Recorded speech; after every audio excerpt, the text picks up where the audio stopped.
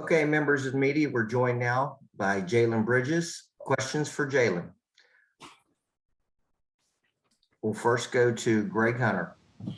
So, Jalen, offensively, you guys struggled the first half, but you were able to get to the line, get a lot of points, had a lead for much of that time. Second half, what was the difference? I would say we came out with a lot of energy in the first half and in the second, and we were making shots, we were getting stopped, so that it's easy to play with energy when that's happening. But second half, I felt like we just came out flat. They went on a big run, and y'all saw what happened next. Greg, do you have a follow-up? Yeah, getting to the foul line, was that something that you guys thought you could take advantage of even when shots weren't falling? I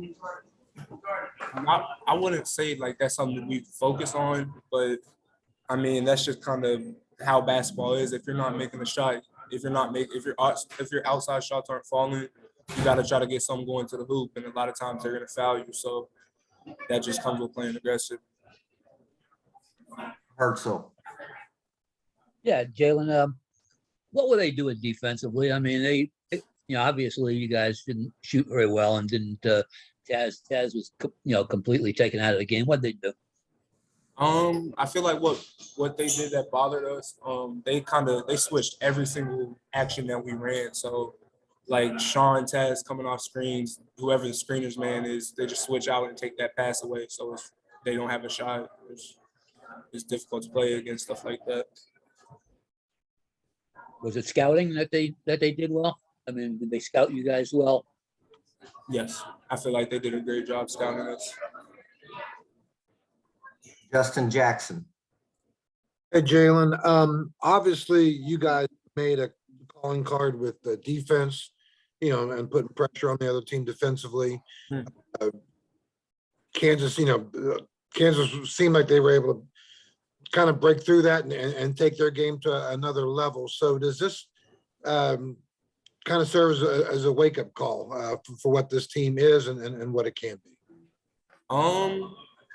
I feel like it's definitely a wake-up call because we had a good game and people got a little bit like too up on themselves. Like I feel like as a team we kind of got satisfied, and in this league you can't ever do that. You got to bring your best shot every night, and I feel like second half tonight we just didn't bring it. But the good thing about it is we got another opportunity on Tuesday to make it back. And then if I can ask a follow-up, the job that McCormick did for them, he obviously hasn't had the big monster kind of year that maybe a lot of people expected coming in, but he played. Was that kind of a surprise? I mean, you guys have seen him before. Yeah, because obviously, as everyone knows, he hasn't really been playing up to his abilities this season, and tonight he did. He's a big, physical, strong dude, so it's difficult, and he's athletic, so he does a lot for them, and he did a lot for them tonight. And he was a big part of their success. Kevin Kinder. Jalen, obviously Kansas committed to throwing the ball inside to their bigs in the second half, and those guys have a size and reach advantage on you all. What can you do when teams decide to do that to try to battle that? Do you double down more from the outside, ball denial? Because obviously they were able to pin you and get the ball inside. It's not just the person who's guarding inside, it's the guard, whoever's on the wing with the ball, whoever's guarding him. They got to have good ball pressure so they can't just see and throw the ball straight into the big. It's the big's responsibility to be fronting it, and then it's the opposite side help guys' responsibility to get the lob over top. And I feel like we failed to execute that tonight. That is kind of the first time I can remember that somebody really committed to doing that this year, though. Yeah. That is okay. We've seen what we've got to do and now what we have to fix. Yeah, absolutely.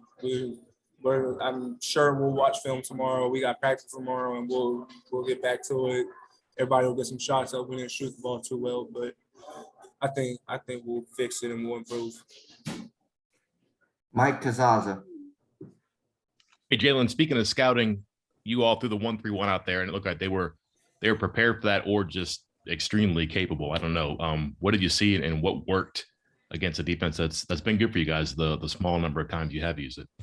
I would say I feel like we just got a little bit too spread in our 1-3-1. Like guys weren't rotating to their spots, and it left a lot of open drives, and then it was a kick to a wide open 3-point shooter. And it's, especially out of the zone, it's really hard to get to shooters if you can't contain the dribble penetration. So I feel like we just got to improve on that and we'll be good.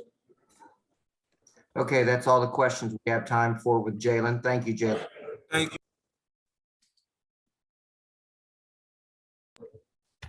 We're now joined by West Virginia guard Malik Curry, Greg Hunter. So Malik, obviously you were, going downhill, which you often do, but you got to the line as much as ever. Did you know that was something you could achieve going in? Was that just part of your thought process, or did it just work out that way? Honestly, we were getting more calls than I expected, honestly. And I was just, once I got the first call, I just wanted to see how they was going to call the game. And, usually I get downhill. Sometimes they call the foul. Sometimes they don't. But today I was drawing enough contact to where, they had to call the foul. A quick follow-up to that, Taz obviously didn't have one of his better games. So when that happens, what's that do to your offense?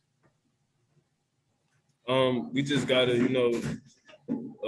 try to get him good shots, uncontested shots. Usually Taz is gonna make those shots, so that's something that we're not worried about. One bad game we can find a player, but he's gonna bounce back next game. So when he's not making shots, we just gotta rely on other guys and just try to run offense and execute offense. Justin Jackson. Hey, Malik, you guys have done your job throughout the season defensively. That's kind of what you guys have built your record on to this point. When Kansas starts getting the runouts and the easy buckets, how much of a shock is that to you guys, and how much does that kind of really take the momentum away from what you had built in the first half? It's definitely a killer. I mean, when any team is getting easy offensive transition buckets, it's definitely a killer. Like one of the main things on the report for Kansas was to transition defense. And, that's something that we obviously got to get better doing in practice every day. So we just got to get better on that. And then as a follow-up to the Taz question earlier, did Taz say anything after the game? I mean, would you be surprised if he didn't? Would you be surprised if he didn't bounce back in the next game? Would I be surprised if he came back? Yeah, no. Would you be?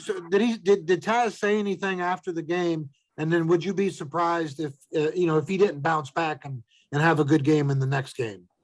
Yeah, he definitely, was hard on himself. Taz, he loves the game, so he was definitely hard on himself. We just told him, he got to keep his head up. And one thing about Taz, he's a scorer. He's going to score the basketball. We need him to score the basketball. So we're not concerned at all about next game. We know that, obviously a conference play, they're going to be keyed on him because he scores so much, but, we're going to be home. So he's definitely going to put the ball in the basket. Kevin Kinder. Like, he looked as confident and in control on the ball, handling the ball, driving in this game. What has that process been like for you this year? Getting better with ball control, protecting it. I think you only had one turnover tonight, and getting to the rim and creating. It's definitely a good thing. I feel confident. I felt confident as soon as I got in the game. It's a big game, big stage, and I never go into any game thinking I'm gonna play good, thinking I'm gonna play bad. I just want to go out there and provide for the team. And today I got it going, which was a great feeling. But yeah, usually I just want to go out and play my game and just try to contribute, help the team win. Bob Hertzel, do you have a question or are you good? I'm fine. Okay, we'll go to Greg Hunter. Last one for me. You ever been 11-11 or better from the line? Nah, never. Honestly, I didn't even think I shot that many. I know I shot probably 7, 8. Well, 8 because I shot 2, but 11 for 11. Just got to stay consistent with that one. Okay, Malik, that's all the questions we have. Thank you for your time. Okay, thank you. Okay, Coach Bob Huggins joins us now. Greg Hunter, you're up with the first question. So Bob, you first half you weren't shooting well, but you had the lead. You seemed to be, doing things well as a team. How did it get away from you? I guess the easiest thing to say is we came out at halftime flat.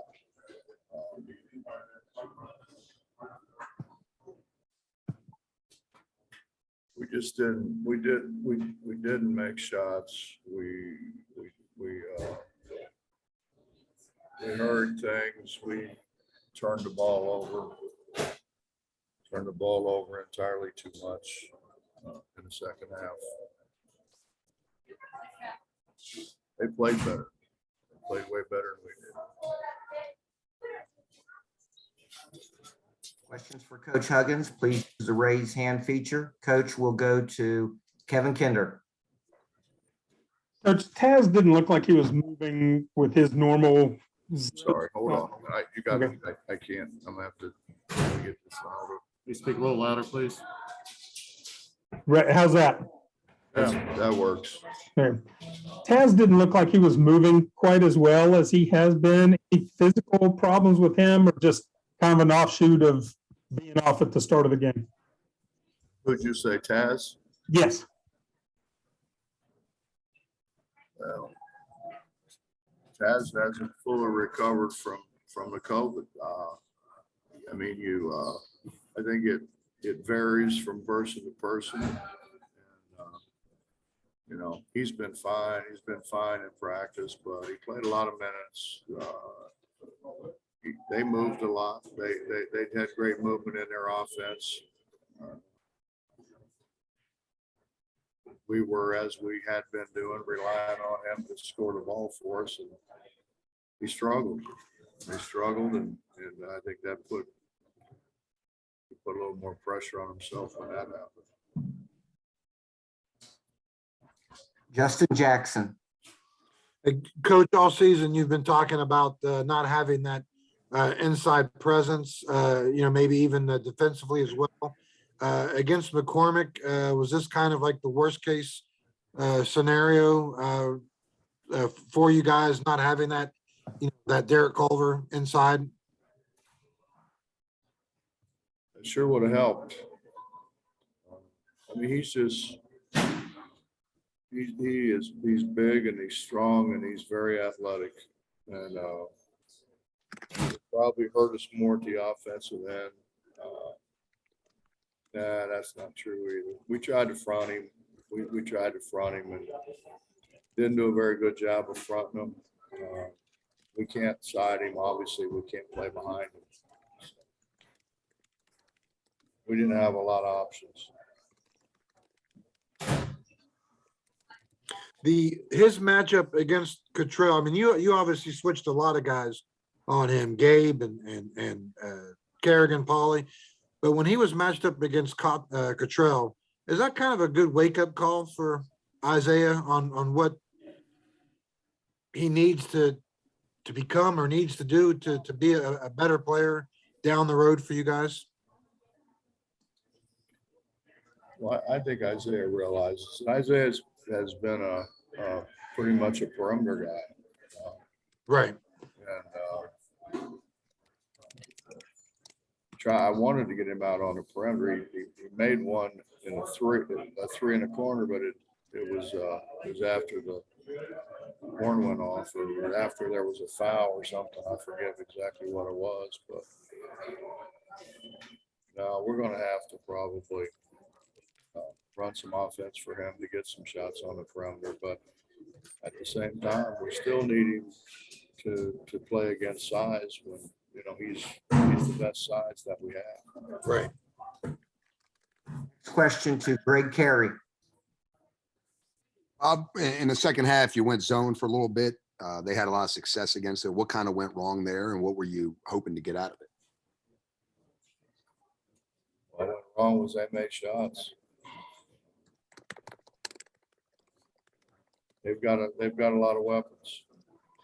We were trying to go 1-3-1 to see if we couldn't we couldn't slow down the onslaught, but that didn't work. But, you know, honestly, the transitions what killed us. 1-3-1 didn't hurt us that bad. Actually, the playing man-to-man didn't hurt us that bad. What hurt us was we didn't get back to transition. We didn't stop the ball. If the first guys down the floor didn't hurt us, the follow-up guys did, because they sprinted to the rim, attacked the rim, followed up with jump shots. I mean, we got killed in transition. I mean, if you want to put one thing on it that turned the game around, it was their transition game more than anything else.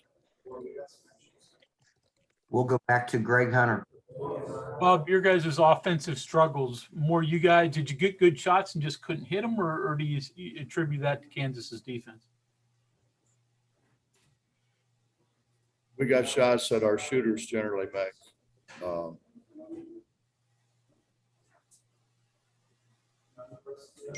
Malik was, you know, Malik scored quite a bit, but a lot of that was because they were staying later on when we started ISOing him. They were staying close to Taz and Sean and JB. Those guys didn't shoot it particularly well today. You're not going to shoot it great every day. That's a one given. We've got to figure out how to get easy baskets. They got their easy baskets in transition. Their transition points were off the charts. Second half, they had 16 transition points.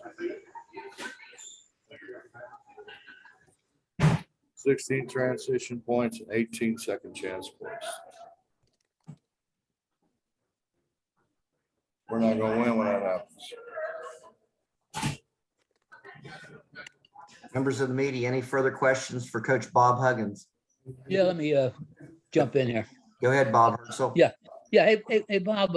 Kansas is known for its offense. I mean, you think of Kansas, you think of offense, you think of them scoring 80 and more. Like, they played you guys pretty darn good defense today. I mean, and they took the guy out of the game that they had to take out, and had you rushing shots and the like. So, what exactly were they doing, and are they underrated as a defensive team? Maybe.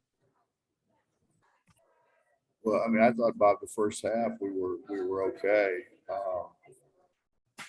They're athletic as can be. They're athletic. They're long. They've got good lateral quickness. I think the biggest thing they do is run. They really run. And when you have that kind of size and athleticism to protect things around the rim, your other guys don't have to be that good. You know, I mean, I've been blessed to have a few. I mean, you think about when we had sacks, people didn't score close. And McCormick is, you know, I don't know if he sacks, but he's a very good shot blocker. When they don't block it, they change it. Change your shot.